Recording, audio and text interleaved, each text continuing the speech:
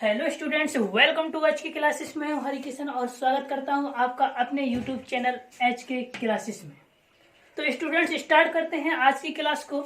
और आज लिया गया है इलेक्ट्रोस्टैटिक्स के पार्ट वैद्युत क्षेत्र और वैद्युत आवेश से लास्ट पार्ट अर्थात 10वां भाग। इसके पहले 9 पार्ट अपलोड हो चुके हैं। इसके डिस्क्रिप्शन में लिंक मिल जाएगा, तो वहां से आप वीडियो को देख सकते हैं। इस तरीके से आप यहाँ पे पूरे चैप्टर को कंप्लीट कर सकते हैं। तो स्टूडेंट्स, स्टार्ट करते हैं आज की क्लास को। और आज लिया है यहाँ पर हमने, इसके पिछले लेक्चर में पढ़ा था कि निरक्ष पर वैद्युत द्विध्रुव के कारण एक वैद्युत क्षेत्र पढ़ा था हमने।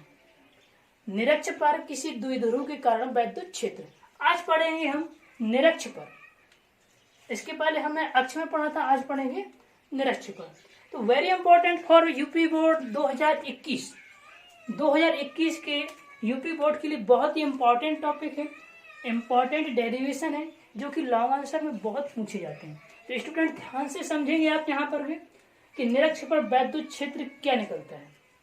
चलिए इसके लिए ध्यान से देखेंगे बेटा।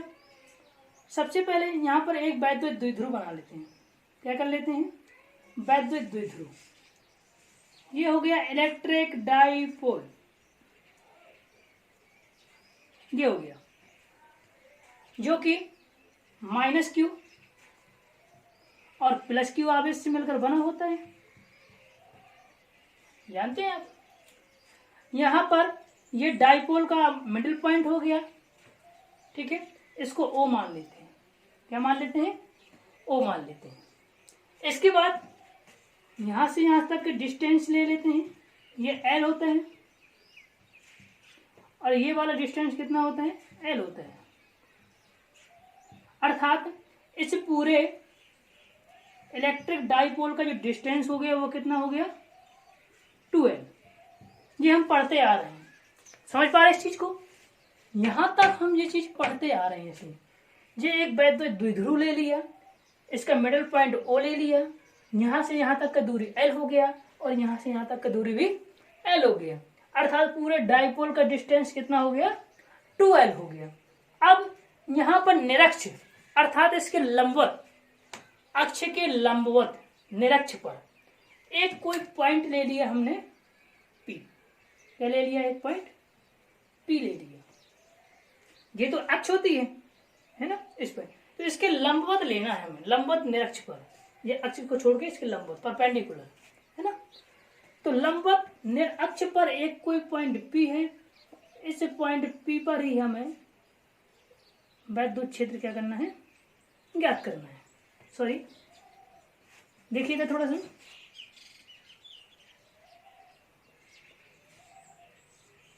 इस प्रकार से, ठीक है। अग्नि आया है क्या? चलिए देख लेते हैं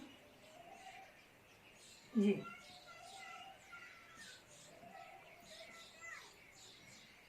ये हो गया, समझ पा रहे हैं इस चीज को? क्लियर हुआ? यहां पर एक कोई पॉइंट P ले लिया हमने। क्या लिया?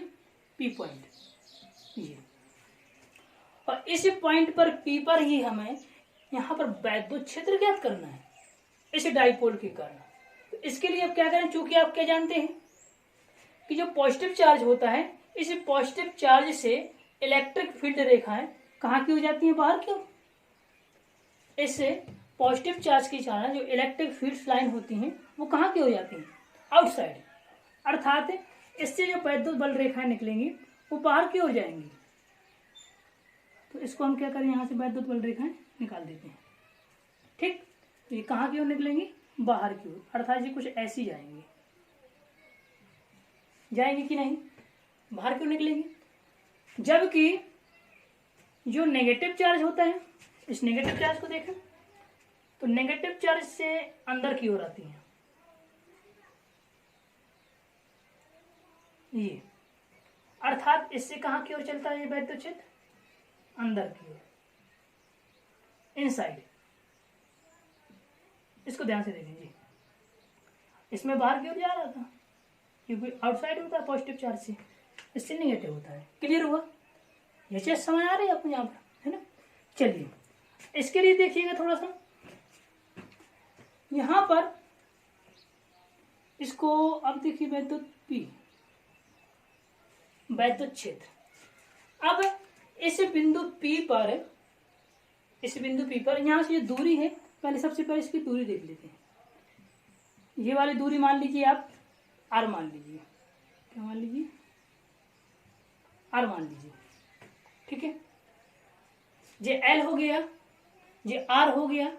यहाँ पर समकोण त्रिभुज बन रहा है, देखो ये बन रहा है, इधर भी बन रहा है समकोण त्रिभुज। तो पाइथागोरस प्रमेय लगाएं और ये वाली डिस्टेंस निकाल लें। यहाँ पर पाइथागोरस प्रमेय लगाएं लंबकरण के लिए ना, समकोण त्रिभुज में। तो क्या बन जाएगा यहाँ पर, ये R² प्लस L²। पाइथागोरस प्रमेय क्या कहती है, देखना, ये इसको नाम दे दीजिए कुछ, इसको कुछ नाम दे दीजिए, A दी दीजिए, इसको B दे दीजिए, ठीक है। थोड़ा सा यहाँ पे देखें पाइथागोरस प्रमेय क्या होती है ना, सब लोगों ने पढ़े हुए होते हैं, फिर भी देख लीजिए। त्रिभुज, समकोण त्रिभुज, देखो समकोण त्रिभुज क्या लेना हमें, A J O और ये वाला P। क्लियर हुआ।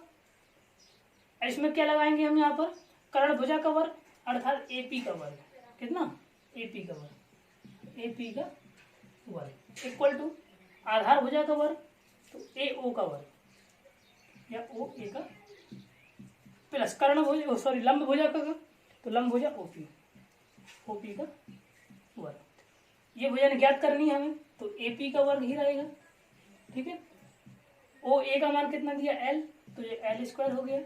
इसका मान कितना दिया गया आपका R, तो ये R² हो गया। स्क्वायर हटाएंगे तो AP बराबर क्या निकलेगा, इस पर रूट लग जाएगा और बन जाएगा L² प्लस R²। इस तरीके से हमने इसको निकाल लिया, ठीक है। क्लियर हो, समझ पा रहे हैं। चलिए इसको हटाइए, ये चीज समझ गए होंगे।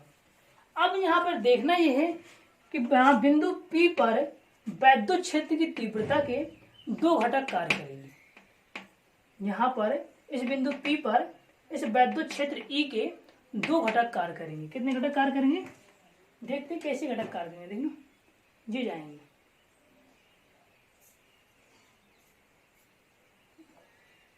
इसको इधर बना लीजिए, इस P को थोड़ा सा, चलिए ये बन गया और एक घटक ये बन गया, इस प्रकार से बन गया। अब आप जानते हैं विमीय विश्लेषण पढ़ा हुआ क्लास 11th में, जो विमीय विश्लेषण आपने क्या पढ़ा होता है, जो क्षैतिज घटक होता है आपका वो क्या होता है, cos थीटा। क्षैतिज घटक क्या होता है, cos थीटा, और लंब घटक क्या होता था, sin थीटा। अब वहां पर क्वांटिटी कुछ भी होगी, अगर वेग के लिए निकाल रहे हैं तो v cos थीटा है ना, अगर त्वरण के लिए निकाल रहे हैं तो a cos थीटा। यहाँ पर हम वैद्युत क्षेत्र के लिए निकाल रहे हैं तो देखेंगे वैद्युत क्षेत्र के लिए ये लंब घटक है, देखो लंब घटक है ना, देखिएगा मान लीजिए कि ये वाला कोण कितना है, थीटा, ये कोण कितना है, थीटा। ये कोण थीटा है तो ये एकांतर कोण है, देखो ये वाला और ये एकांतर कोण है ना, एक ही रेखा में है ना, तो एकांतर कोण तो ये भी थीटा होगा, ठीक है। ये थीटा है, ये भी थीटा होगा, देखो क्या होगा, थीटा होगा। क्लियर हुआ, ये कोण थीटा तो इसलिए ये कोण थीटा है, एकांतर कोण तो ये कोण थीटा है, ये कोण भी थीटा है, ठीक है। इस चीज को समझ पा रहे हैं आप। अब देखिए क्योंकि ये तो क्षैतिज घटक है, ये वाला ये क्षैतिज घटक है, तो क्षैतिज घटक तीव्रता के लिए निकाल रहे हैं तो E, और कौन सा है ये, प्लस के कारण, देखो ये प्लस के कारण निकला ना, देखिए आप प्लस के कारण, तो क्या निकलेगा E प्लस cos थीटा, ठीक है।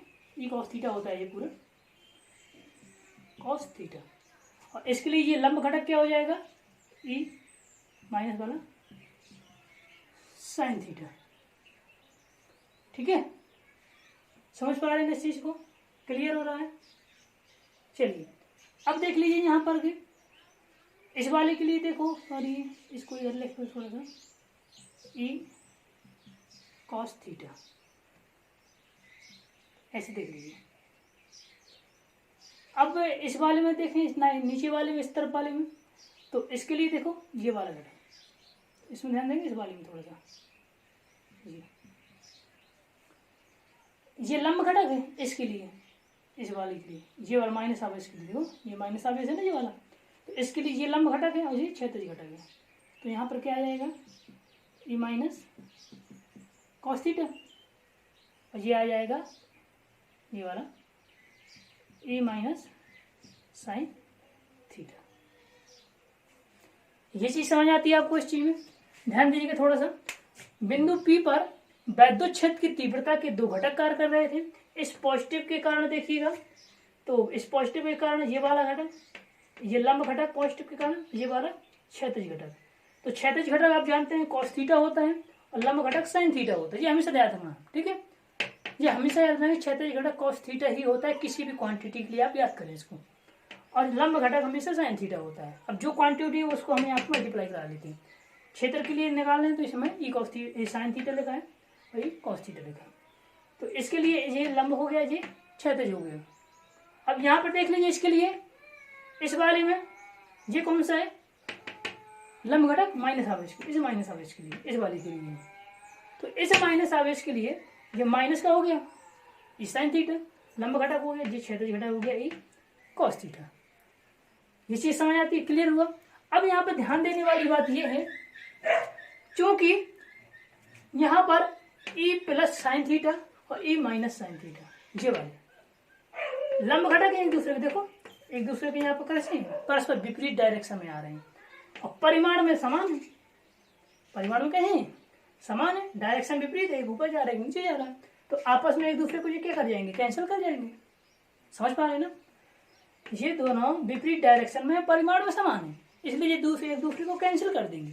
कैंसिल कर देंगे मतलब इनके कारण वैद्युत क्षेत्र की तीव्रता नहीं निकलेगी। कहने का मतलब क्या है कि जो लंब घटक हैं, लंब घटक आपस में एक दूसरे को कैंसिल कर जाते हैं, तो लंब घटक के कारण वैद्युत क्षेत्र की तीव्रता नहीं निकलती। क्लियर हुआ?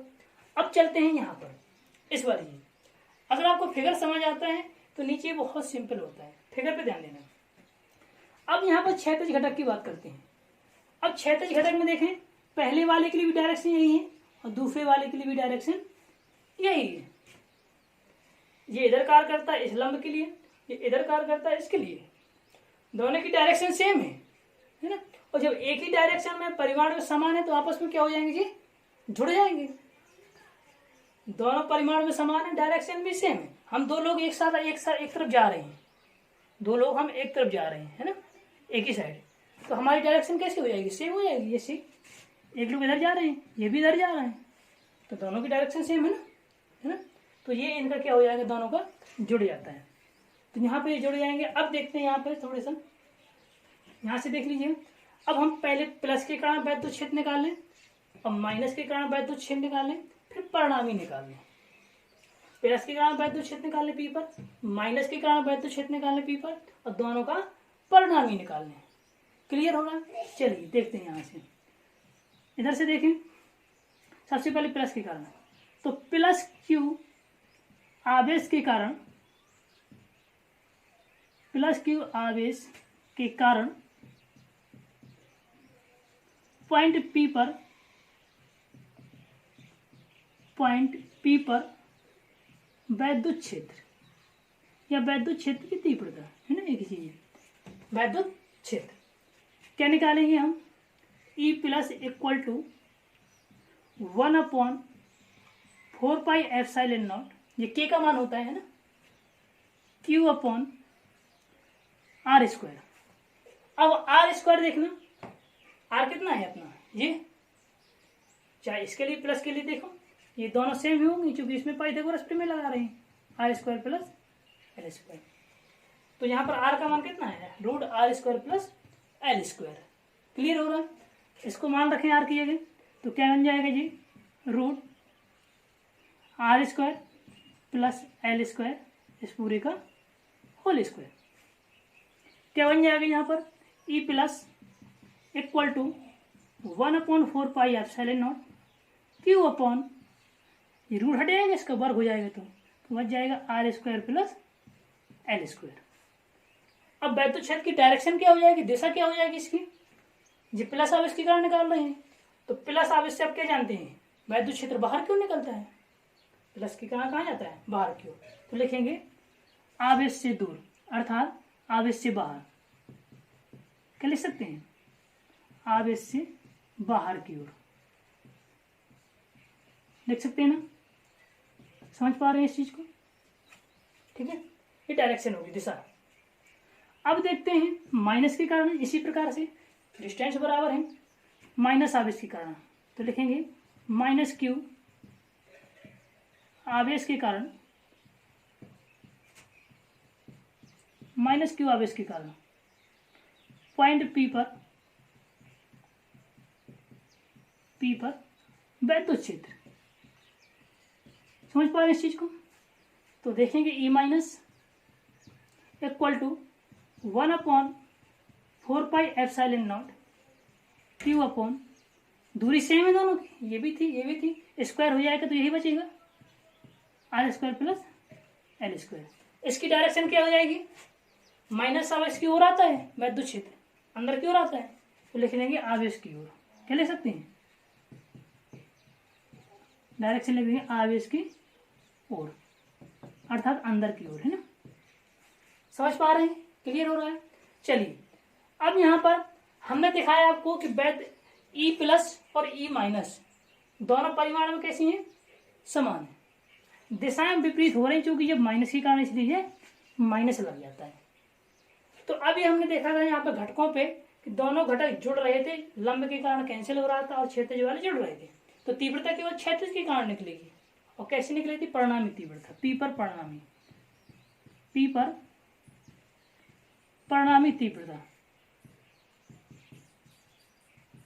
तो पी पर परिणामी तीव्रता क्या निकलेगी, इक्वल टू 2 ई प्लस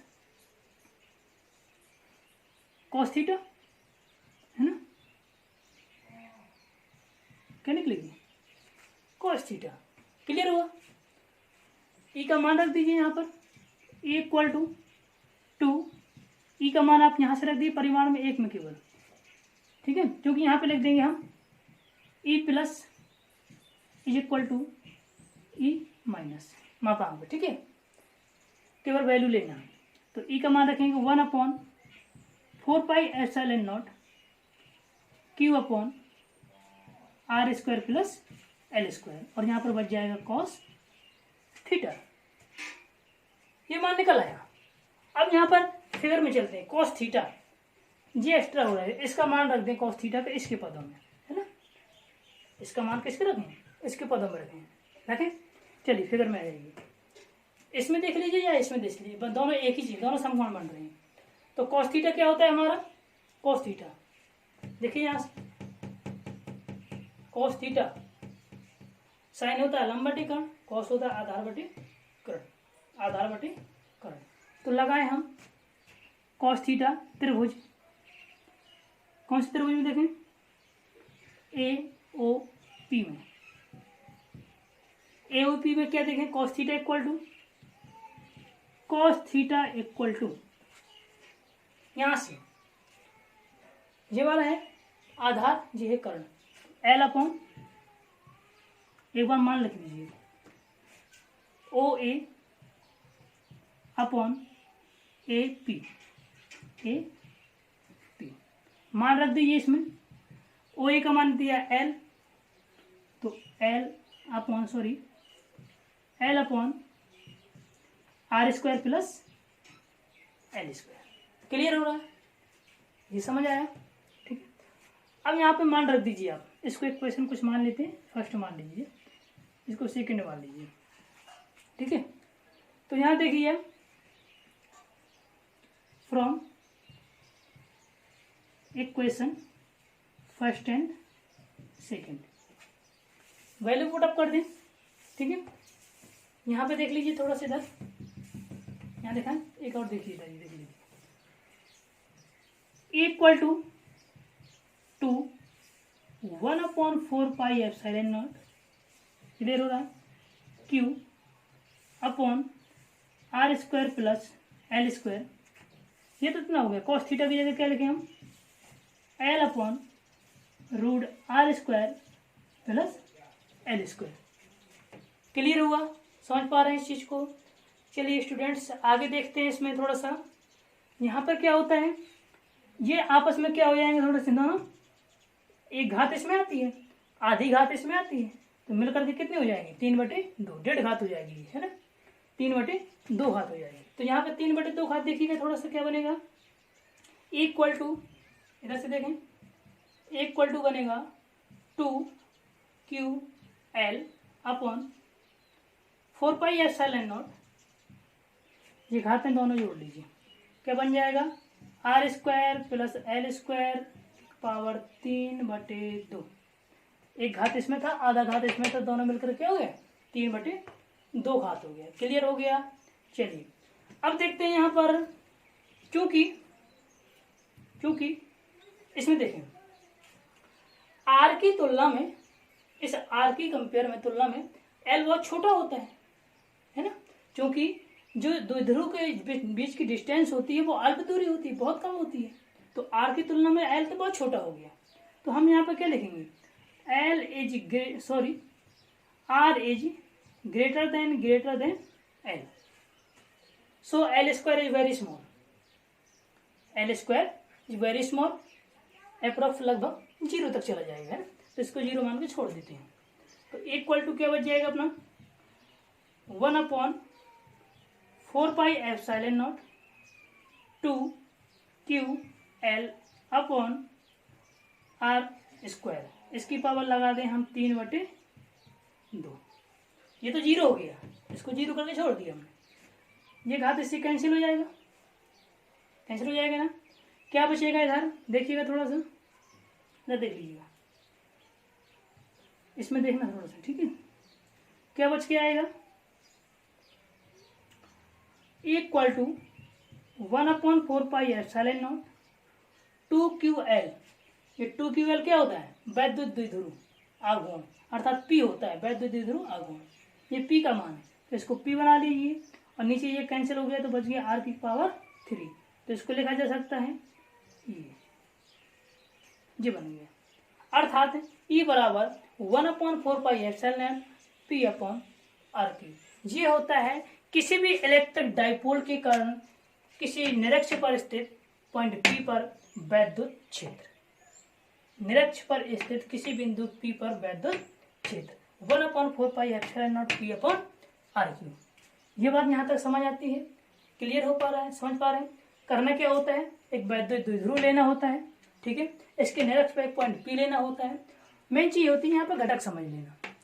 ये प्लस वाला था, प्लस के कारण यहाँ पे देख रहे थे हम, इसके कारण तो एक लंब घटक, एक क्षैतिज घटक। लंब घटक हमेशा sin थीटा होता है और क्षैतिज घटक हमेशा cos थीटा होता है। क्लियर हो रहा है। तो इसके लिए हमने ये निकाल लिए थे और इस माइनस के लिए हमने ये निकाल लिए थे, क्योंकि ये डायरेक्शन इनकी विपरीत थी, परिमाण में समान थे, मैग्नीट्यूड एकदम सेम था, आपस में कैंसिल कर जाते हैं तो वैद्युत क्षेत्र की तीव्रता नहीं निकलती है। क्वेश्चन आता है कि क्या वैद्युत क्षेत्र को लंब घटक के कारण भी निकाला जा सकता है निरक्ष में, तो नहीं निकलेगा, क्योंकि ये आपस में कैंसिल कर जाते, केवल क्षैतिज घटक के कारण ही निकाला जाता है। इस तरीके से ये यहाँ पर वैद्युत क्षेत्र और वैद्युत आवेश का जो चैप्टर था वो समाप्त होता है। तो यहाँ पर इस चैप्टर को आप पूरा कंप्लीट करने के लिए इसके डिस्क्रिप्शन में जाइएगा, तो पीछे के सभी लेक्चर आपको मिल जाएंगे। लेसन को कंप्लीट कीजिएगा और यूपी बोर्ड 2021 की बेहतरीन तैयारी कीजिएगा। Thank you so much.